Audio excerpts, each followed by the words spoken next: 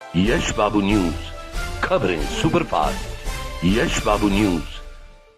हरियाणा प्रदेश जिसकी मिट्टी ने अनेकों ऐसे शूरवीर दिए हैं जिन्होंने परिवार और खुद की जिंदगी दांव पर लगाकर देश धर्म निभाया है। एक ऐसी ही शख्सियत है युवाओं में हमेशा जोश भरने वाले कमांडो रामेश्वर शोरान, जिन्होंने मात्र 21 साल की उम्र में कारगिल की जंग लड़कर दुश्मनों के दांत खट्टे किए। इसी दौरान जब बीच लड़ाई के उनको घर में पिताजी की मृत्यु का समाचार वायरलेस सेट पर सुना तो इस टुकड़ी के कमांडर को ये कहकर घर जाने से मना कर दिया गया कि घर पर जो होना था हो चुका। मैं एक बेटे का फर्ज नहीं निभा पाया, इसके लिए गुनाहगार हूँ, पर माँ भारती के फर्ज को निभाकर घर ही जाऊंगा। इसके बाद जो टास्क मिला था उसको पूरा करके ही कमांडो शोरान घर पर 10 दिन की छुट्टी के लिए गए और इसके बाद तुरंत वापस जाकर कारगिल में मोर्चा संभाला। सबसे पहले तो आपके चैनल के माध्यम से सभी देशवासियों को जय हिंद। आज कारगिल दिवस और बड़े देश के अंदर चारों तरफ से सोशल मीडिया के अंदर भी देख रहे हैं, इलेक्ट्रॉनिक मीडिया भी दिखा रहा है, पूरा का पूरा देश इस बात की खुशी मना रहा है कि 99 यानी कि आज से ठीक 21 साल पहले कि कारगिल के ऊपर हमारे जो सैनिकों ने अपनी शूरवीरता के चलते और फतेह हासिल की थी और अपनी बहादुरी का लोहा सिर्फ पाकिस्तान के सामने नहीं पूरे विश्व के अंदर एक मिसाल पेश की थी। तो मैं बड़े गर्व से ये आप सब साथियों के साथ एक चीज़ शेयर करना चाहूँगा कि बेशक आज 21 साल हो गए कि इस चीज़ को कि कारगिल हम लोगों ने फतेह किया था हमारे हिंदुस्तान की आर्मी ने, और आज उस पड़ाव पे हम लोग के चारों तरफ से देश के अगर हम चारों तरफ नज़र लगा रहे हैं कि जितने भी पड़ोसी देश हैं,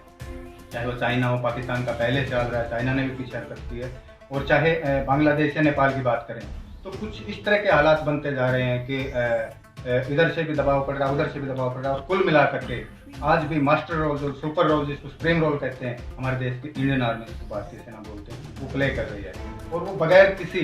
दिखावे के, बगैर किसी ढोंग के, बगैर किसी पब्लिसिटी के अपना काम बखूबी कर रहे हैं। और मेरे को गर्व है इस बात का कि मैं एक छोटा सा सैनिक रहा हूँ अपनी भारतीय सेना का, और आज जो हमारे साथी सरहद पे कर रहे हैं काम, और सरहद के अलावा भी जैसे बिहार के अंदर फ्लड चल रही है और मौसम की मार होती है, या कहीं पे और जैसे अभी कोरोना का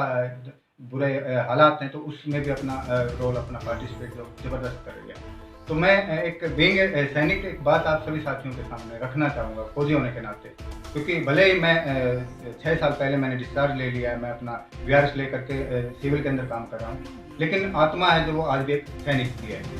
और जिस टाइम पे कारगिल हुआ था 21 ईयर्स मेरा एज था, यानी कि आज 21 साल हो गए, 21 साल का मेरा उम्र था और एक बचपन ही था उस टाइम पे, लेकिन हमने जो एक माहौल दिया, एक जज्बे के साथ जो देखा अपने बड़े भाइयों को, अपने शूरवीर सैनिकों को, और हमने खुद वो माहौल दिया, तो एक बड़ी अजीब सी बात, एक बड़ी रोमांचक बात निकल के आ रही है, तो वो मैं आपसे शेयर करना चाहूँगा कि देश के अंदर अभी हालात हैं जैसे जम्मू कश्मीर के अंदर भी हमारे साथी शहीद हो रहे हैं, या हमारे सैनिक शहीद हो रहे हैं, या चाइना के अंदर जो अभी हुआ था इंसिडेंट एपिसोड नया, तो काफ़ी सारे लोग इस पे पॉलिटिक्स कर रहे हैं, राजनीति कर रहे हैं। बड़ा दिल दुखी होता है एक सैनिक का जब एक सैनिक की शहादत के ऊपर राजनीतियाँ होती है। एक धड़ा एक पक्ष उसके खिलाफ होता है, एक धड़ा एक पक्ष उसके साथ होता है। कोई बोलता है कि हमारे टाइम में ऐसा होता था और अब ऐसा हो रहा है, कोई बोलता है कि उस टाइम पे गलत हो रहा था तो सही हो रहा है। मैं एक ही बात आप सबके सामने रखना चाहूँगा कि पॉलिटिक्स का फौज के ऊपर ना कभी कोई प्रभाव था और ना है, ना कभी होगा।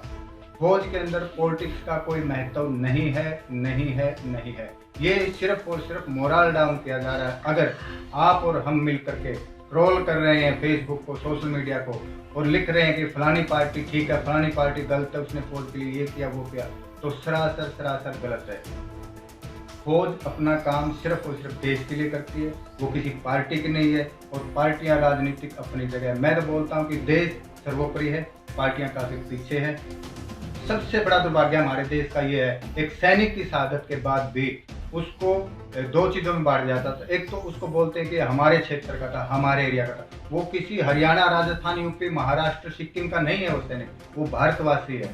अगर उसकी शहादत को आप सही मायने में सैल्यूट या सलाम करना चाहते हैं तो उसको बोलिए कि हमारे भारत के सैनिक शहीद हुए, उन्होंने हमारे लिए कुर्बानी दी है। और दूसरा ये कि उसको उसकी डेड बॉडी, उसका जो शरीर है, उसके घर पे आने से पहले, जब वो तिरंगे में लिपट के आ रहा होता है, उससे पहले उसको जातियों में बांट दिया जाता है। ये जाट था, ये गोरखा था, ये सिख था, ये फलाना था, ये मुस्लिम था। मैं हाथ जोड़ के विनम्र निवेदन कर रहा हूँ आप सभी साथियों से कि कभी भी किसी भी सैनिक की जाति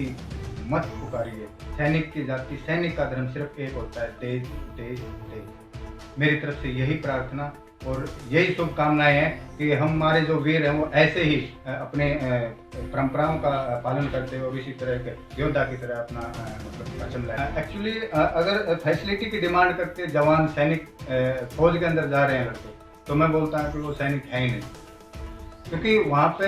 ऐश करने का साधन नहीं है। फौज एक कुर्बानी का पुलिंदा, कुर्बानी देने की एक जगह है और देश के लिए जीने मरने का जज्बा जिस इंसान के अंदर होगा वो सैनिक है। अगर हम वहाँ पे ऐशो आराम के लिए फैसिलिटी के जा रहे हैं, फैसिलिटी के लिए जा रहे हैं, तो हम सैनिक बनकर नहीं जा रहे हैं, हम वहाँ पे है ना बिजनेस के हिसाब से जा रहे हैं और उसके लिए बिजनेस करने की जरूरत है, सेना में जाने की जरूरत नहीं। टाइम मतलब टाइम का टाइम चलता रहता है, इम्प्रूवमेंट तो हर चीज़ में होगी। अब उस टाइम पे जब हम लोग कारगिल लड़ रहे थे तो ये कह सकते हैं द्रास सेक्टर के बाद अगर हमारे को पहाड़ियाँ चढ़नी होती है, वो टाइगर हिल हो या कोई 5350 हो या कोई अन्य, तो उसके लिए सारे के सारे रास्ते सिर्फ और सिर्फ ट्रैकिंग था, पैदल था। अब वहाँ तक रोड है क्योंकि वो चीज़ें सीख मिली है कि भाई यहाँ तक बैठना चाहिए और एक मौसम की मार के हिसाब से एक एग्रीमेंट थे, नो मैंस लैंड था पूरा का पूरा कि इंडिया की आर्मी भी वहाँ पे नहीं बैठती थी और बाहर की पाकिस्तान की भी नहीं बैठती थी। अब वो चीज़ उन्होंने खो दिए तो अब वहाँ पर हमारे पोस्ट होने चाहिए। पोस्ट पहले भी थे लेकिन वो कुछ टाइम के लिए उनको पीछे हटना पड़ता था, हट जाते थे मौसम जब सर्दी का रहता था। तो अभी ऐसा नहीं है, अभी वहाँ पे परमानेंट लोगों को बैठना पड़ रहा है, हमारे साथियों को बैठना पड़ रहा है, उनकी तपस्या हो रही है और उस तपस्या चलते उन लोगों को वो चीज़ें अरेंज करनी पड़ेंगी। तो मैंने कर रखा है, बड़ी अच्छी बात है कि आज वहाँ पे सारी चीज़ें हैं। कोरोना तो हकीकत ये है कि हमारे देश की नहीं पूरे विश्व की आपदा बना रही है और काफ़ी सारी चीज़ें निकल के आ रही हैं कोरोना में से। कोरोना जितनी भयंकर बीमारी है, मेरे ख्याल में उससे भयंकर रूप है ना यहाँ के जो हालात उन्होंने ले लिया है। एक तो सबसे बड़ी समस्या ये आ रही है लोगों के सामने अनएम्प्लॉयमेंट की, बेरोजगारी इतनी हो रही है। लोगों को अभी है ना कोरोना से डर नहीं लग रहा, लोगों को है ना भूख से डर लग रहा है। वो इस समस्या में कि अगर हम घर से नहीं निकले तो मारे जाएंगे, कोरोना तो हमारे को क्या पता मार पाए ना मार पाए। दूसरी बात हमारे जो डॉक्टर्स हैं कितना मेहनत कर रहे हैं, कितना कुछ कर रहे हैं और बड़े मतलब ये कह सकते हैं सैनिक की तरह देश के लिए जो समर्पित होकर के सैनिक काम करता है, ठीक उसी तरह डॉक्टर भी अपना मेहनत कर रहे हैं और दिन रात वो कोरोना इस बीमारी से लड़ रहे हैं एक वॉरियर की तरह। लेकिन समस्या ये भी है कि इस बीच में काफ़ी खबरें ऐसी आ रही हैं कि